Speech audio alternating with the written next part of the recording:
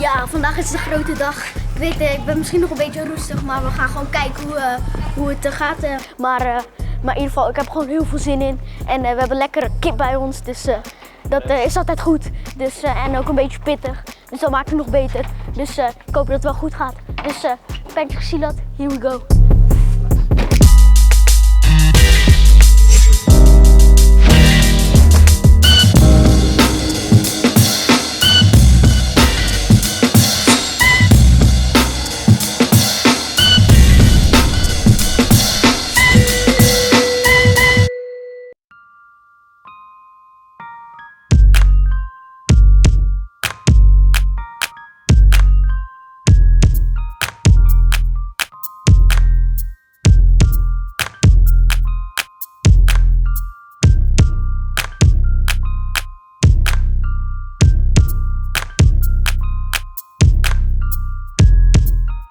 Thank you for inviting me to the opening of the joint training and gathering of NPSF.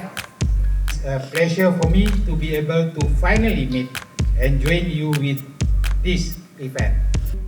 Bedang and salam olahraga. Thank you very much. Also, word of thanks for the new Minister Councillor of Culture and Social Affairs, Pak Hebrik. And of course, guys, let's train.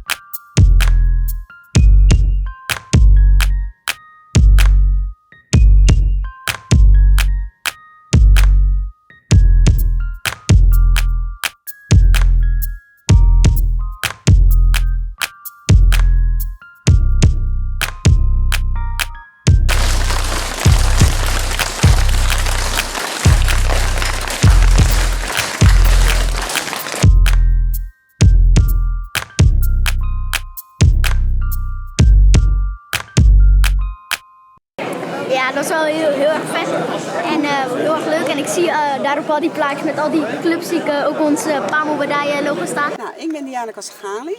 Ik ben de coördinatie wassenjury van de NPSF. Dus alle wassenjuries die vallen onder mij. Ik begeleid ze, ik heb ze getraind. En wij zorgen ervoor dat wij wedstrijden kunnen organiseren. Oké. En eigenlijk, want vandaag hebben we een hele mooie dag gehad. Maar wat vond u zelf aan de dag? Oh, ik vond het gigantisch mooi om te zien. Vooral omdat de spelers allemaal wilden sparren. En het gaf ons de mogelijkheid om zelf te kunnen trainen vanwege de nieuwe regels. Want het is voor jullie nieuw, maar voor ons ook. Wij moesten ontzettend veel oefenen om oude gewoontes af te leren. En daarom was deze dag een perfecte dag ervoor. Het was heel mooi om te zien dat de jeugd er was. Want jullie zijn onze toekomst. Jullie gaan het straks verder moeten doen. Want er was ook een paar van onze club in ieder geval, als ik weet, waren ook van die vroeger vaak sparden, waren nu geweest en zo. Zelfs mijn grootmeester was ook even geweest en zo. En wie is dat ook alweer? Marlon. Marlon, ja. Oh, Marlon tegen Vicky. Oh, dat was zo mooi te zien. Ja. Hij vroeg ook van waar is je pak? Ja, het is door omstandigheden had ik mijn pak vandaag niet bij me. Maar het is wel leuk om dat even te doen. Het was gewoon een geweldige dag. De sfeer was gewoon perfect.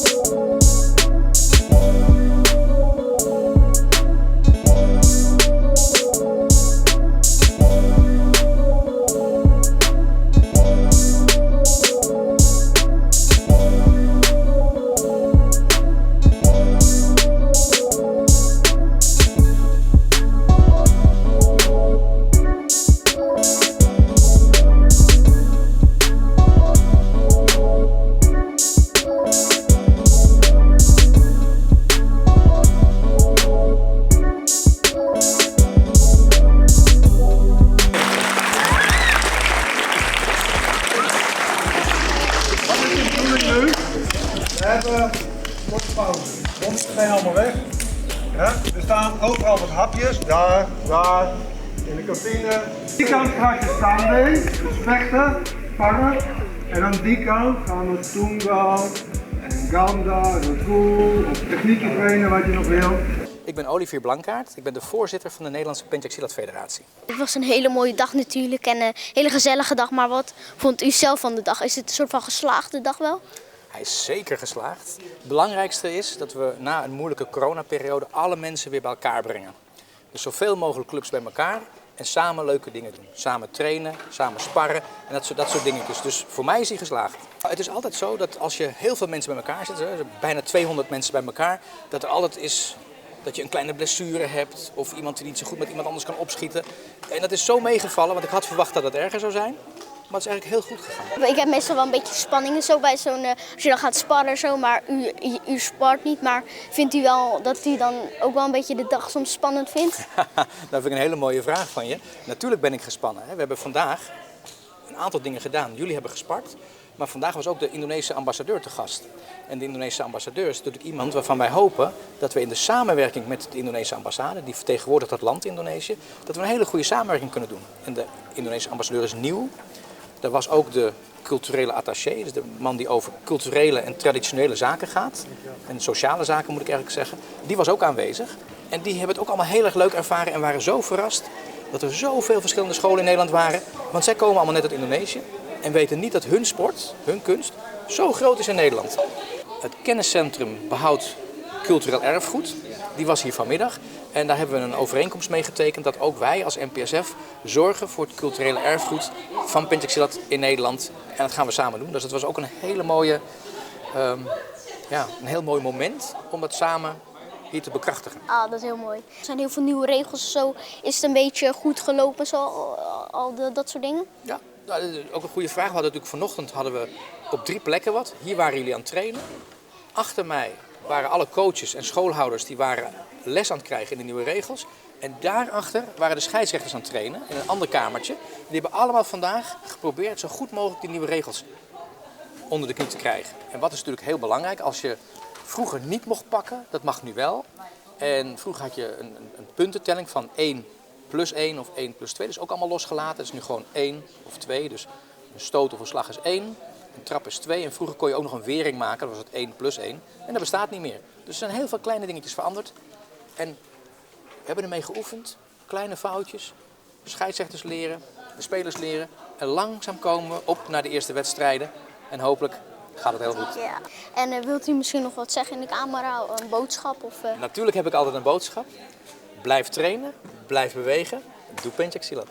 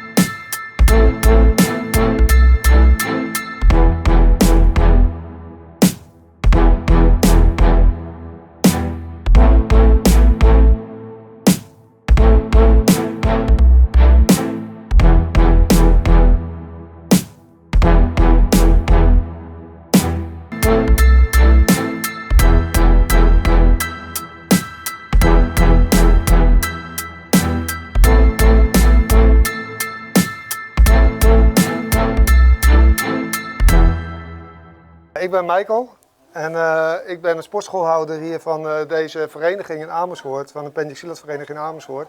Pencaksilat Pusudaran Rumpun Setiati. En wij geven hier elke dinsdag en elke vrijdag geven we hier les. Oh, nice. En vandaag hebben wij een heel groot evenement georganiseerd, eigenlijk een training evenement. Wat vond u zelf gewoon van de hele dag? Nou, ik vond het echt een hele leuke dag. Er waren heel veel mensen aanwezig. Ja? En al die mensen die hebben een leuke dag gehad, toch? 200 mensen waren er. Nou, heb je wedstrijden gedaan? Ja, ik heb en? gespart. Ja? Ja, zeker. Gewonnen? Heel goed. Leuk. Nee, het was sparren, dus Ja, niemand heeft echt precies. gewonnen. Niemand heeft gewonnen. Maar ik kan meestal wel zeggen wie heeft gewonnen. Oh. Ja, sommigen wel, sommigen niet. En laten we doorgaan met Pencaksilat trainen, toch? Ja, zeker. Hè? En dat over een paar jaar nog een grote vechter erbij hebben of iemand die een sportschooltje draait. Ja? Ja, dat En dan met z'n allen leuk Pencaksilat kunnen doen. Wij doen dit al 7 jaar. Ja. Dit. En in het begin trainden wij met 3 schooltjes. Ja. Ja, 2 bevriende andere scholen. Ja. En dan zijn we begonnen met een man of 50. En elk jaar kwamen er een paar man bij en een schooltje bij. En de laatste keer dat we het hebben gedaan waren we met 7 schooltjes. En hadden we ongeveer 80 deelnemers.